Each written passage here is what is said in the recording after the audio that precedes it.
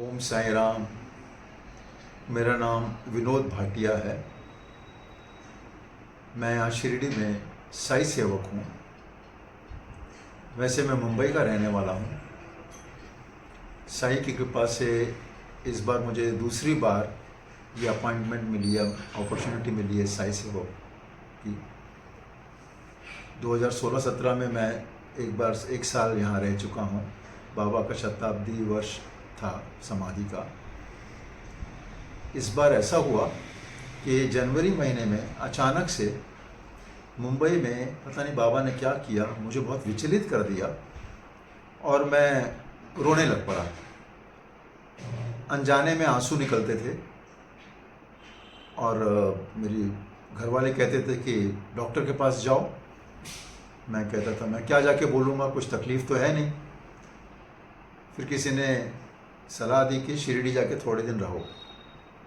मैं शिरडी आया, यहाँ भी वही था, समाधि मंदिर में भी आंसू नहीं रुक रहे थे। फिर मैं द्वारका में गया मेरे मित्र के साथ। 2 चिट्ठियाँ डाली, शिरडी मुंबई, और एक छोटी बच्ची से चिट्ठी निकलवाई। बाबा ने कह दिया शिरडी, और मैं समझ गया बाबा का इशारा कि बाबा चाहते हैं कि अब मैं शिरडी में ही रहूं। वहाँ से मेरी ये सेकंड सेशन जो है, सेकंड इनिंग साई सेवक की शुरू हुई। मुझे अपॉइंटमेंट भी जल्दी ही मिल गई और तब ये बात हो रही थी कि मैं जो डिपार्टमेंट में मेरी ज़रूरत होगी सेवा की, इंग्लिश कॉरेस्पॉन्डेंस वगैरह, वहाँ मेरी पोस्टिंग करेंगे। मैं बहुत खुश था उससे भी। फिर अचानक से एक बार ऐसी बात बनी कि यहाँ प्रज्ञा मैडम है एओ, उनको मैंने कहा कि मैंने मुंबई में जो 5-6 साल गुजारे, उसमें मुंबई में मॉस्किटो इरेडिकेशन प्रोग्राम हमने 2 साल किया और रिज़ल्ट बहुत अच्छे आए हैं। उसी दौरान अन्ना हज़ारे जी का गांव रालेगंज सिद्धि, वहाँ से भी कॉल आया हमें। हम वहाँ भी गए। वहाँ भी काम वो चल रहा है, प्रोग्राम मॉस्किटो इरेडिकेशन का। रिज़ल्ट्स बहुत अच्छे हैं। और फिर मैं यहाँ बाबा ने मुझे शिरडी बुला लिया। यहाँ शिरडी में हर साल 2 करोड़ से ज़्यादा साई भक्त दर्शन करने आते हैं। और हमारी इन्फॉर्मेशन ये कहती है कि उसमें से 70%, 75% या धर्मशाला में रुकते हैं या बाहर खुले में होते हैं। इस बड़े बड़े होटलों में रहने वाले तो बहुत छोटी परसेंटेज है, बाकी हम जैसे मिडिल क्लास लॉजेस में रहते हैं। पर जो 70-75% बाहर सोते हैं खुले में, उनको, और यहाँ पे 2 हॉस्पिटल हैं बड़े, पेशेंट तो अंदर होते हैं हॉस्पिटल में, उनके रिश्तेदार जो बाहर सोते हैं, उन सबको सबसे बड़ा खतरा यही है कि मच्छर काटने से जो डेंगू, मलेरिया, एनकेफेलाइटिस, ये सब बीमारियां फैल सकती हैं, चिकनगुनिया, उनकी प्रोटेक्शन के लिए हमें बहुत कुछ सोचना है। ये सोच के हमने ये प्रोग्राम शुरू किया है और 1 अप्रैल से इस साल यहाँ ये प्रोग्राम शुरू हुआ, मॉस्किटो इरेडिकेशन प्रोग्राम। अब जैसे मैंने कहा कि जनवरी महीने में मुझे बाबा ने बहुत वहाँ विचलित कर दिया। उसके 4-5 महीने पहले मुझे मुंबई में ही एक सज्जन ने, पॉलिटिक्स में है, ऑफ़र की कि आप एक प्रोग्राम बनाओ, प्रोजेक्ट रिपोर्ट बना के दो हमें, एक वार्ड में हम शुरू करते हैं मॉस्किटो इरेडिकेशन प्रोग्राम। वो मैंने प्रोजेक्ट रिपोर्ट बनाई, दी, पर साई की इच्छा शायद नहीं थी कि वहाँ ये प्रोग्राम हो। पर मैं बहुत दुखी हुआ। मेरा सपना था कि मुंबई में ये प्रोग्राम को आगे बढ़ाएं, पर वो पूरा नहीं हो पाया। फिर मैंने सोचा चलो, अपने मन की नहीं हुई तो साई के मन की हुई, ज़्यादा अच्छी हुई। और इसके तुरंत बाद मुझे ये कॉल आ गया शिरडी से, जब मैं आया तो अपॉइंटमेंट मिली। अब इस प्रोग्राम में जो मॉस्किटो इरेडिकेशन प्रोग्राम है, इसका आधार और सीरियसनेस क्या है, BBC साइंस जो चैनल है उसके मुताबिक 10 जानलेवा कारण, फैक्टर्स, उनमें सबसे ऊपर मॉस्किटो है।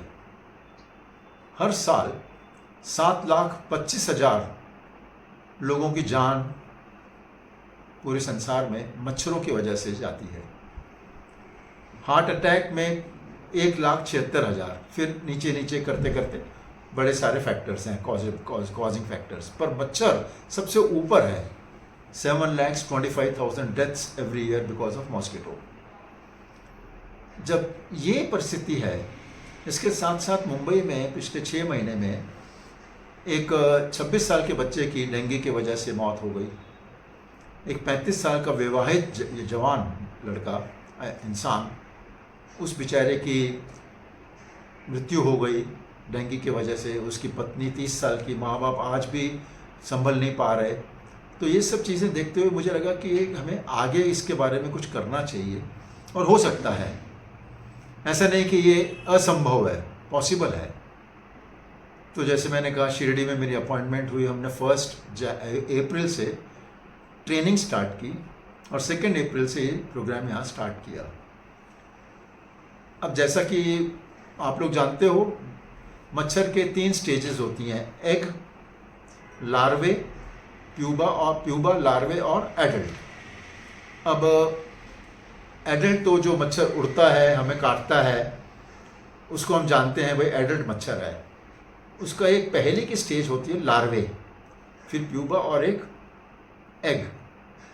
अब सबसे गंभीर बात यह है कि मच्छर का जो अंडा है उसकी लाइफ स्पैन है 18 महीने, और वो इतना हट्टी बनाया है प्रकृति ने, नेचर ने, कि उसको आप 100% एसिड में डाल दो, आग में डाल दो, ग्राइंडर में ग्राइंड कर दो, वो मरेगा नहीं, नष्ट नहीं होगा।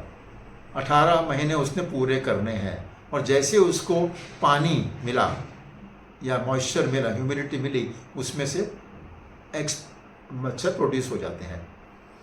और एक मादा मच्छर अपने जीवन काल में, जो करीबन 40 दिन का होता है, 3000 अंडे देती है। अब ये सिचुएशन ऐसी गंभीर है कि इसे हमें किसी तरह से कंट्रोल करना है। इसीलिए WHO ने भी डेंगू, मलेरिया वगैरह को बहुत ज़्यादा इम्पोर्टेंस दी है। अपने देश में भी मलेरिया नेशनल डे वगैरह, डेंगू नेशनल डे वगैरह शुरू हो गया है इसमें। और इसमें हमने जो हमारे बस में था टू बिगिन विथ, ये शुरू किया कि पहले फॉगिंग करके जो एडल्ट मच्छर हैं उन्हें हम ख़त्म करें। उसका एक शेड्यूल होता है, पहले 7 दिन रोज़ वगैरह वगैरह, वो हमने फॉलो करके शिरडी में स्टार्ट किया। और 1 महीने में रिपोर्ट आनी शुरू हुई कि मच्छर करीबन 60 to 70% कम हो गए। अब मई के एंड में 2 महीने हुए और मच्छर 90% ख़त्म हो गए। ये मैं बोल रहा हूँ एडल्ट मच्छर जो उड़ते हैं, हमें दिखते हैं। उसके बाद अब शिरडी में बारिश हो गई, तो लार्वे प्रोड्यूस होने की संभावनाएं बहुत बढ़ गई, और हुए भी।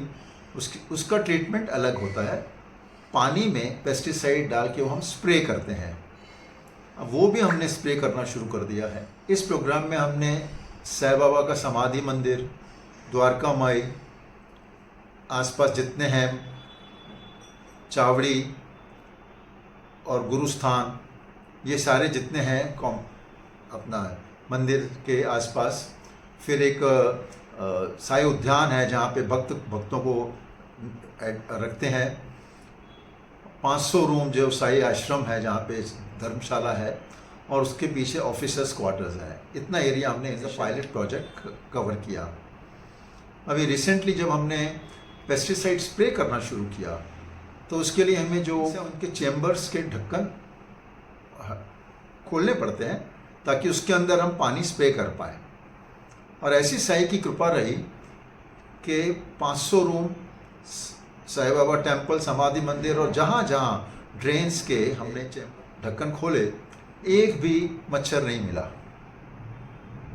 हमें बड़ी खुशी हुई कि साई की कृपा से ये रिज़ल्ट आने शुरू हो गए हैं। और आगे चल के अब ऐसा है कि ये प्रोग्राम 2 साल का होता है। जैसे मैंने कहा, अंडे का लाइफ स्पैन है 18 महीने। हम 18 महीने में ख़त्म नहीं कर पाएंगे, क्योंकि हम जैसे शुरू करते हैं और मच्छर तो आते रहते हैं, तो अंडे देते रहते हैं। तो हम ऐसा मान के चलते हैं कि जिस दिन से हमने शुरू किया, और नए मच्छर भी आते हैं, हम मारते भी हैं, अंडे भी होते हैं, वो साइकिल शुरू होता कंटिन्यू होता है, तो 2 साल लगते हैं कंप्लीट इरेडिकेशन ऑफ मॉस्किटोज, जिसको कहते हैं हम मच्छर नील हो जाते हैं। हम हमारी भाषा में कहते हैं बायोलॉजिकली नील मॉस्किटोज। यहाँ पे हमें शिरडी साईं बाबा संस्थान का बहुत बहुत बहुत सहकार मिला है। यहाँ के CEO श्री गोरक्ष गाडेलकर साहब हैं, डिप्टी CEO हैं और AO हैं। इनका बहुत कोऑपरेशन मिलता है। और मैं तो यहाँ साई सेवक हूँ, वो अपने आरोग्य डिपार्टमेंट के वर्कर्स प्रोवाइड करते हैं, डीजल प्रोवाइड करते हैं और अनेक सुविधाएं देते हैं ताकि हम ये प्रोग्राम को अच्छी तरह से इम्प्लीमेंट कर पाएँ। मेरी जो ये वीडियो देख रहे हैं उन सब से गुजारिश है, देखिए मैं 71 ईयर्स का हूँ। मैं ये नहीं कहता आप लोग भी सब अपने परिवार को छोड़ के शिरडी आ जाओ या और कहीं चले जाओ, परिवार के साथ रहो, पर हफ्ते में 3 घंटे 2 घंटे समाज के लिए जरूर दो।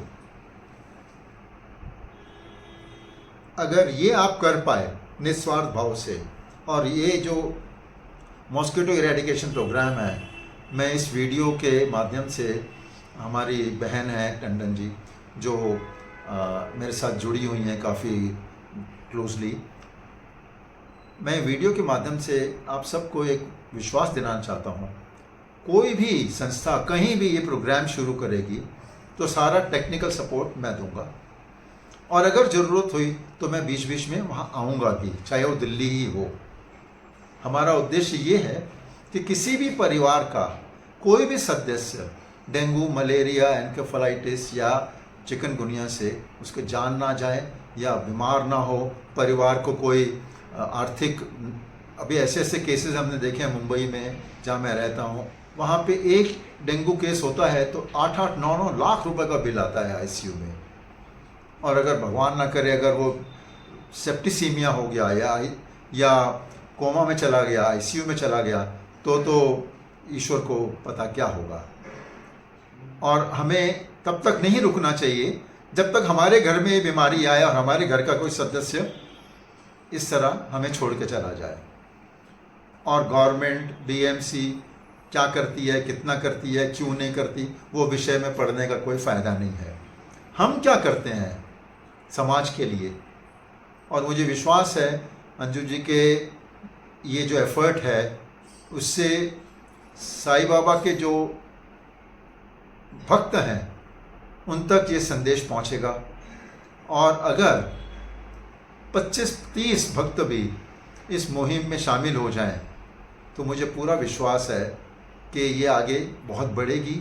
और हमें ना सरकार को कंप्लेंट करनी है, ना BMC को कंप्लेंट करनी है, ना दिल्ली म्यूनसिपल कॉरपोरेशन को कंप्लेंट करनी है। हम क्या कर सकते हैं समाज के लिए, वो हमने सोचना है। जैसा कि हम सब जानते हैं, हमने अपना जीवन बहुत ही लो लेवल से शुरू किया, ये समाज ने हमें बहुत कुछ दिया, अब हमारी बारी है समाज को देने की, ये हमारी रिस्पॉन्सिबिलिटी बनती है। इसीलिए मेरी आप सबसे विनम्र प्रार्थना है, थोड़ा अपना स्वार्थ साइड पे रख के अपने नेक्स्ट जनरेशन के लिए एक हफ्ते में 2-3 घंटे निकालिए, ये प्रोग्राम को प्लान आउट करिए, डिज़ाइन करिए। मैं यहाँ पे हूँ, what ever best support I can give I give, और ये इम्प्लीमेंट करिए। मुझे पूरा विश्वास है कि हम बहुत सारी लोगों की जीवन की रक्षा कर सकते हैं। धन्यवाद, thank you very much. Om Sai Ram.